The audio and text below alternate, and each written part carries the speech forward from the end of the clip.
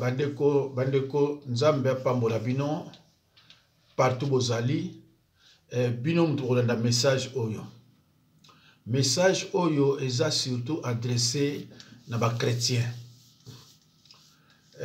nazana ndeko abenganga to solola ne mingi po na likambo ya basi ndenge bateyaka basi bazokoma ba pasteur basi na linga saka mwa video oyo nameka ko expliquer muke na lingala po na lobela ki en français mais na koya ko bandela ngo sur la lingala très bien bande konanga Nzambe Jésus-Christ na tangwa ministère na ye ya se awa azwaka mwasi te asalela ye misala bandeko eloko eza ya pasi même Jésus-Christ aloba yango na Bible ye moko ke boza ko yinanga po nazoloba na bino vérité bandeko nanga makambo ya Nzambe sozo te yango na vérité okoma na beneme belé makambo ya Nzambe sozo te yango ndenge za na Bible okoma na beneme belé bat balingi te bate ya vérité. Pourquoi? Parce que bandoki basosi na basataniste baye na mateya na bango pona ko distraire bana Nzambe. Mais ndeko nanga soki yoza vraiment un croyant né de nouveau, un vase d'honneur au babengi chrétien, soki vraiment olinga koyoka liloba yoka oyo ngana zoko yebisa yo parce que je suis dans la vérité. Na ajo nga na yango en tant que pasteur na zapona ko buka lokuta te parce que je prêche la vérité. Bande konanga pona Jésus-Christ ko pona ye mwasi akoki kozala même diaconesse te pona Jésus-Christ. Tant bazo ba chrétien zo de la christianisme pona Jésus-Christ mwasi akoki kozala même diaconesse te. Na kopesa bino comme verset biblique. Alors Jésus ministère na ye abandi yango na batumine ti epa ya kendaki azalaki na posa ya mwasi te azalaki na posa ya mwasi te po mwasi asalela ye misala pona Jésus-Christ mwasi aza na droit ya kosimba Bible te atelema abanda même ko prêcher mutu boye pona Jésus-Christ likambo wana alobela yango te pe asalela yango te pona Jésus-Christ mwasi na makambo ya Nzambe po azala neti musala Nzambe to asimba Bible a prêcher mutu te. Jésus-Christ côté wana andimaki basi bazala na église mais andimaki te ke mwasi asimba Bible a prêcher et loko wana na kati ya Bible ezate pe ekotikalaka kozala te. Bandi on a besoin de verset na bandi 4 verset na bandela peut-être dans un moulaïté tozana Actes des Apôtres chapitre 1 verset 23 à 26. Tant Jésus to comme résurrection batikali 11 apôtres sikoyo baye komona kete biso to continuer ko sala misala to ki pape ba veve non bolibisa babi mais tozala ki 12 sikoyo tozali 11 mais faut tozonga les sous 12 ndenge tozala ka po tozonga 12 wana il faut to luka mutu moko bandeko tangu ba décider ba luka mutu moko mais pensaki kutu te na mwasi lokola Jésus-Christ azoka mwasi te po salela ye ba potre pe bango bazaki na besoin ya mwasi te po salela ye po salela Nzambe bazui ba candidat mi balé. Na ba candidat mi balé bazwa qui? On n'a parlé même pas des femmes. Alors que Marie de Magdala était là. Na yebi sabino ke soki mwasi akwa kozala musala na Nzambe. Mwasi wana linga kozala Marie de Magdala parce que après délivrance na ye, partout où Jésus partait avec les apôtres, elle était là. Elle suivait aussi les enseignements avec les apôtres. Mais jamais Jésus qui s'habille bien mi balo pour côté ya, allez, Marie de Magdala accompagner bango. Et le connaît la cosa la matam kete. Ou bien yo, Pierre, allez Marie de Magdala bokede. Et loco, donc même quoi accompagner à Pamba, impossible. Alors, baïko ça la choix, baïko pona Joseph na Matthias. Tirage au sort et opona Matthias, celui qui a remplacé Judas. Pandeko. On n'a même pas fait allusion à la femme. Non! Ndeko, exemple on a ridiculisé basité, to ko critiquer bango, mais oyo nga naza koloba, eza na kati ya Biblia. Nako pesa numéro nanga, soki yo conteste, n'aimi peut-être au contester pour pesa nga verset nini, parce que moi en tant que pasteur, ba verset nyo so na yebion. Ba verset nyo so na yebion. Donc na yebite soki yo benga pour pesa nga verset ni. Bandeko. Tolongo wana na Biblia baponi Matthias na pesi verset biblique Actes des apôtres 1 23 à 26. On n'a même pas parlé de la femme. Au moins si yaka yo la candidate na mobali. Au basi boya boza la candidate pour na toluka.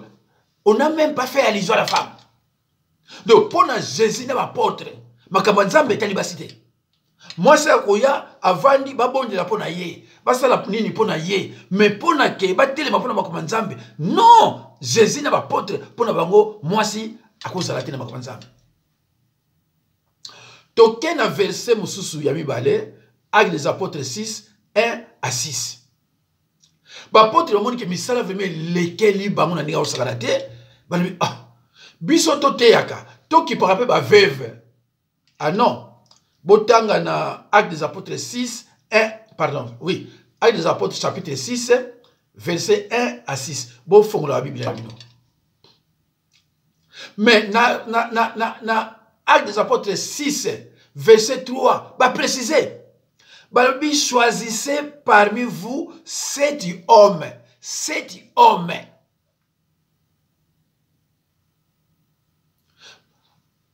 Bayeko pona 7 diacres mi bali. Donc bazala qui na ba diacre wana pe bazala ba disciple. Il y a Jésus-Christ parmi les 70. Donc, pour la bangoko, même Jésus n'a pas apôtre. Donc, moi, c'est à cause de la même diaconesité. Pour la Jésus n'a pas apôtre. Toujours qui ne m'allait mais Boulandanga. Papa Emmanuel à Londres. Maman Formose. Bozana Batu. Oyo. Bazolo Balabino. Namakabanza, mais moi, si.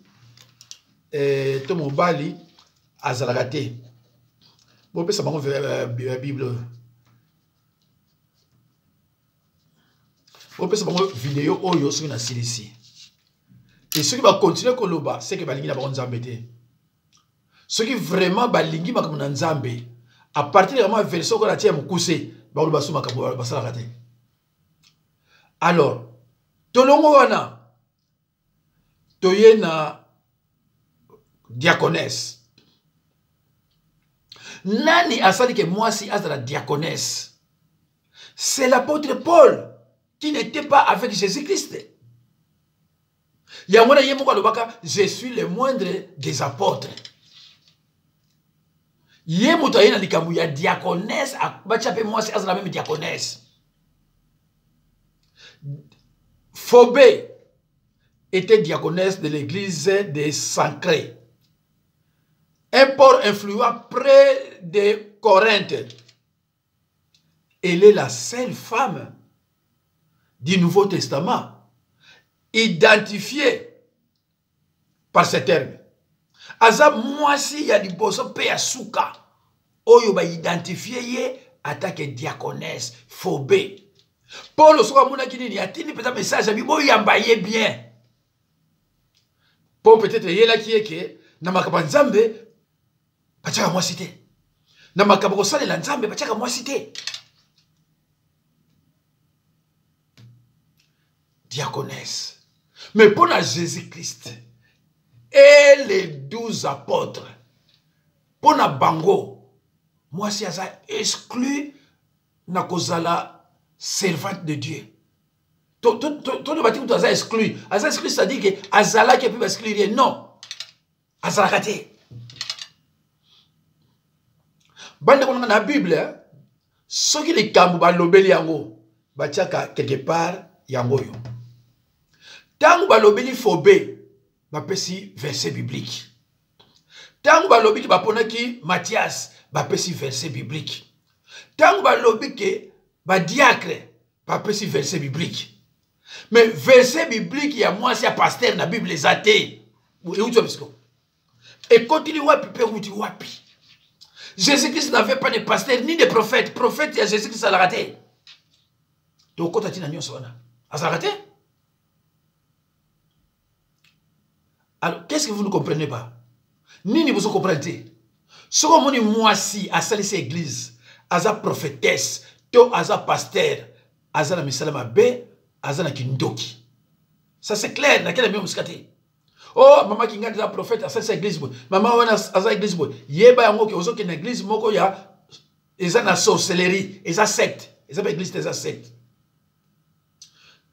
Secte ni ko loba tout mouvement religieux qui prêche un autre évangile. Parce que na doctrine o yabiso, moi ça passait dans la raté.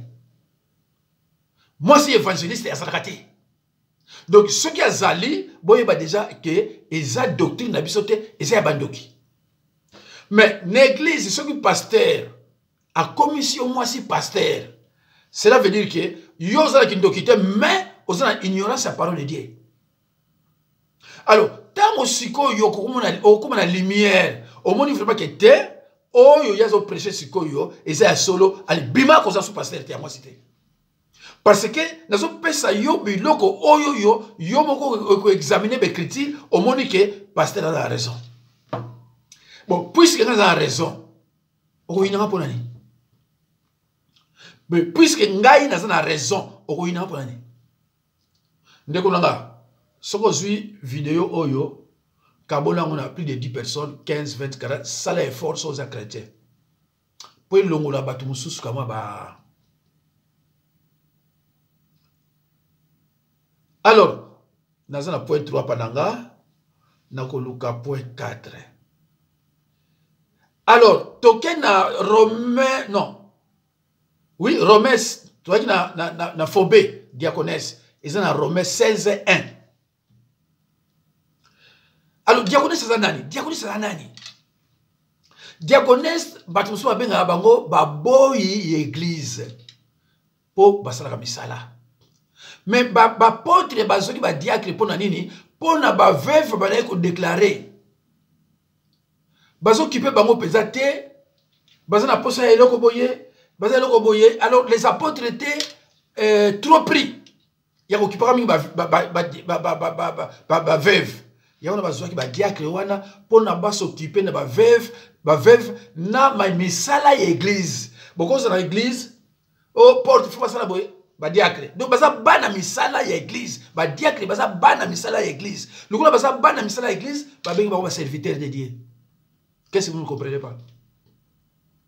Musala ba diacre yango monaka oh porte za boy ba diacre bokende. Maman diaconesse musa na nini?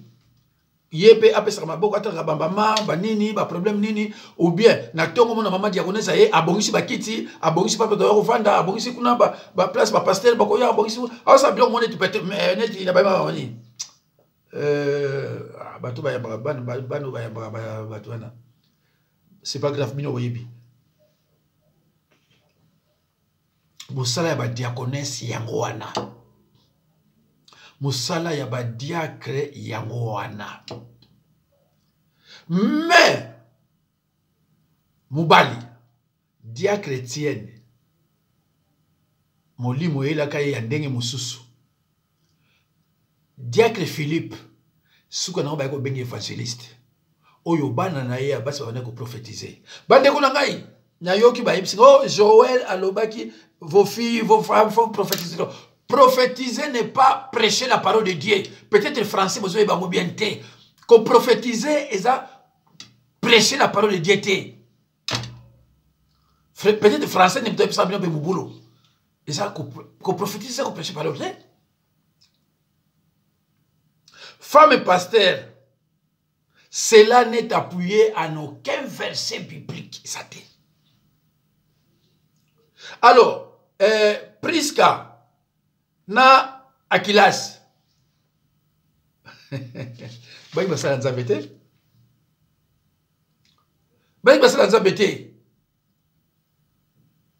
Bazalaki batu oyo babane ko accompagner Paul. Mais babane ko prêcher na Paul té. Mais babane ko accompagner Paul. Baki ba sert en Christ. Romains 16, 3.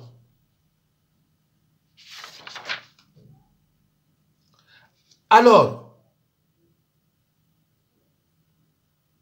nazonga awa pona ngina silisa. Vers balobi to komi na temps ya grâce. To komi na temps ya grâce mais temps ya grâce e banaki quand? Mais temps ya grâce e banaki quand? Temps ya grâce e bandaki tout est accompli. Donc tu n'as que temps ya grâce. Mais bapôtre bazui moi cité. Jésus est moko et le côté.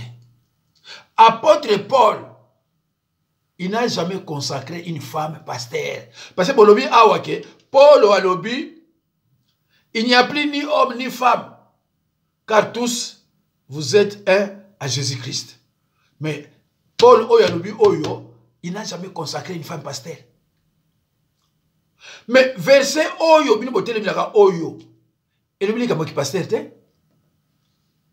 Verset Oyo, et le bilika moki pasteur te. Interprétation sur mon babino. Verset Oyo. Paul, l'apôtre Paul a dit, il n'y a plus ni homme ni femme, car tous vous êtes un à Jésus-Christ. Dekolanga, Oyo, et le bilika moki pasteur na katite. Lika moki pasteur na katite dali awate. Yangwana. Ce qu'on a la possibilité de que nous sommes la cour biblique. Bah, là, ça y a une interprétation. Pour la non, na communion avec Jésus-Christ. Ah, faut pas y avoir une interprétation. Marcelo a l'objet Mokuna. Parce qu'il pouvait sacrifier sa femme en tant que sataniste. Ah, moi c'est qu'on prêchait, a vu verset Oyo. Marcelo c'est la cour biblique. En plus, c'était un albino, ça cause de ça. Na kamwaka tant na monaka ba congolais bande konanga bazo komisa ba pasteur oyo bazana bo ba pasteur te mutulit Marcelo bozo bengi musala nzambe un apôtre un billet un kalambai un walesa un mukuna oyo soki ol ba musicien l'air nyo solba na bino nzambe musala nzambe soki nani la personne comme au bazana alimi comme nena et puis ça n'a pas bandeko. Il y a ce qu'on appelle un serviteur de Dieu en minuscule et un serviteur de Dieu en majuscule. Il y a ces gens-là sont des serviteurs de Dieu minuscules. Il y en a qui sont des serviteurs de Dieu. Mais vous ne parvenez pas à les distinguer. Ngai suna lobina yo. Boyo kanga. Ngai suna lobina yo. Oyo aza musala nzambe te. Kocha tembete ndeko nanga parce que yo yebite. Hein? Yo yebite. Na bana bino wale saza musala nzambe te na deniles. Tala mikro nde bazo la bangonya hernios. Ba musoso nyo ke bibi pa iboye ba muso ba faute témoignage ba muso. Na lobina bino oyo aza tala soko yebi di loba. Mutu azo prêcher parole taliti olobia neti baka. Baka ye makasi awa tamazaki na pasi. Naza musala nzambe naza musala nzambe. Tango ate ya ika bana kanye. Tango atsimika liloba na kanye bana mongapi. Wa! Waza vantire. Mais yo lokolo yebi no liloba te. Ozo muna utania musala nzambe.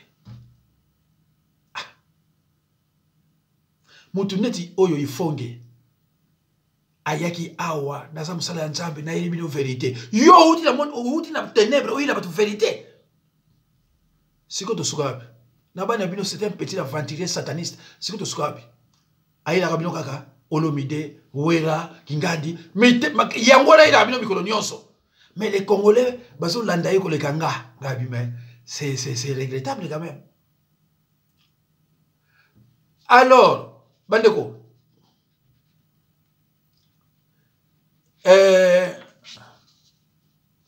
Deuxième verset au bakanga nango. Premier verset yango yo a oyo ya Paul a dit il n'y a plus ni femme ni homme bakanga na oyo. Ba yo kanga sur le verset oyo. La femme sera sauvée en devenant mère. C'est là que nous verset oyo. Galates 3 28 hein. Au Paul dit à l'obagi que il n'y a plus ni homme ni femme. Et ça dans Galates 3 28. Ils ont parlé quand tout il y a pas pasteur. Et sur le bâtiment qui est moi sina mbali bazate moi c'est comme pasteur. Non, parce que Paul malgré ces versets, il n'a jamais consacré une femme pasteur.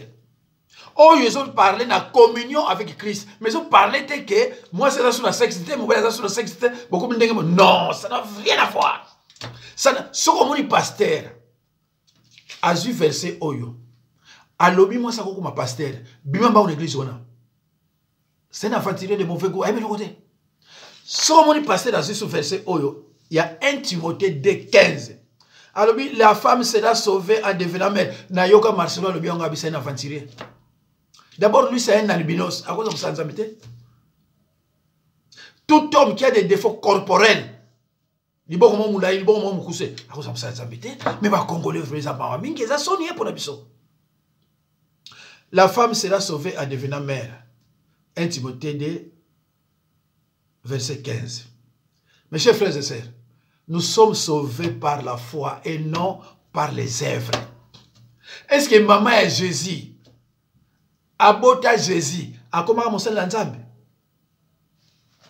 Donc, tout ce qu'il dit. Parce que français, vous besoin comprendre l'interprétation, vous avez la Bible. La femme sera sauvée en devenant mère. Donc, si vous avez Botimouana, à quoi comme pasteur. Est-ce que maman est Jésus comme pasteur? Est-ce que la belle-mère de l'apôtre Paul, de l'apôtre Pierre, est-ce qu'elle comme pasteur? Est-ce que maman est Pierre? Est-ce que comment pasteur? L'apôtre Juan est mon parce que maman n'a pas maman est Timothée, il y a pas cette Timothée. Est-ce que maman est comment pasteur? Mais comment vous raisonnez-il à niveau là? Comment vous voyez la Bible était à niveau yo, vous comprenez rien. C'est vrai que la classe ça se fait bien na RDC, mais bon nous kabato ba Bible quand même. Alors, ba pasteur oyo bazo champion na erreur. Baza molimo santo te. Ako bon traiter pour na yo po bika. Jamais parce que Nzambe tango aponinga apesinga mayele nyonso liloba apesinga pe ndenge na ko interpréter liloba ndinga malamu et ndenge pe na ko lakisa ngo bato mais ce qui pasteur azo soit versé azo ko déformer ngo ça bango nzela mo na ba ifonge ce sont des satanistes oyo ba ye pona ko tchabino na nzela mabe mais les sorciers baza à côté na bango yo mona mtu bazo ba te yeba kaza ndoki azo côté là mutu na yendoki. Mais ngai boko te parce que nga naza nzela ya droiture naza boye. Nous ne sommes pas sauvés par les œuvres. Parce que tant que tu as boti, c'est pas œuvre. Mais tu as sauvé n'a pas œuvre. Comment biloko mike vous comprendre te? Hein? Elle passe hein? Elle passe. Bon, en tout cas na tikibino. Nzambe pa molabino numéro nangeza 06 51 03 92 89 06 51 03 92 89 soko yebisi pasteur na yo ngana lobi boye pasteur yango tango otala mateya nanga akobanga kobenganga surtout soko za mateya surtout soko za mateya na YouTube akobanga kobenganga parce que nako kanga église na ye ba pasteur obanga ngaya ayebi ke koloba komona nga pala eta parce que azote ya bino biloko ezanga ta tina ba pasteur oyo ba moi sa côté ya bakanga na verset bibale oyo 1 Timothée 2:15 na Galates 3:28 ezolo ba ki pasteur te ezolo ba kutu ezolo ba ki pasteur te sikoyo ngai na osala bino sur la lingala na expliquer bino clairement pourquoi Paul a dit il n'y a plus ni homme ni femme na expliquer bino ezalo simple. Mais tokobandila on a likolo oyo ndeza na suka parce que Paul bakangaka ye balinga ko boma ye yango no moni ayi koloba eloko oyo na ko expliquer bino ngo peut-être même avant dimanche mais avant d'expliquer bino ngo bolanda nano oyo ndeko nanga soki oza mwana nzambe ozala ndeko mwasi aza pasteur tindela yango mbango loba na ye landa yango soki eza lokuta benga pasteur Jacques Dinapanza numéro na yango yo 0651 039089 tango koloba na benga nga kubanga po na kotuna ye apesa nga verset oyo ezoloba ke mwasi aza musala akoza musala nzambe verset ko pesa nga eza yango yo Galates 3:28 na 1 Timothée 2:15 alors tango ko pesa nga ba verset mibale oyo na banzi yemko okima na kotuna expliquer nga ngoso lobini parce que ye aza ko sala interprétation oyo ye alingi bande ko langa ye pona ko sukisa botanga na Galates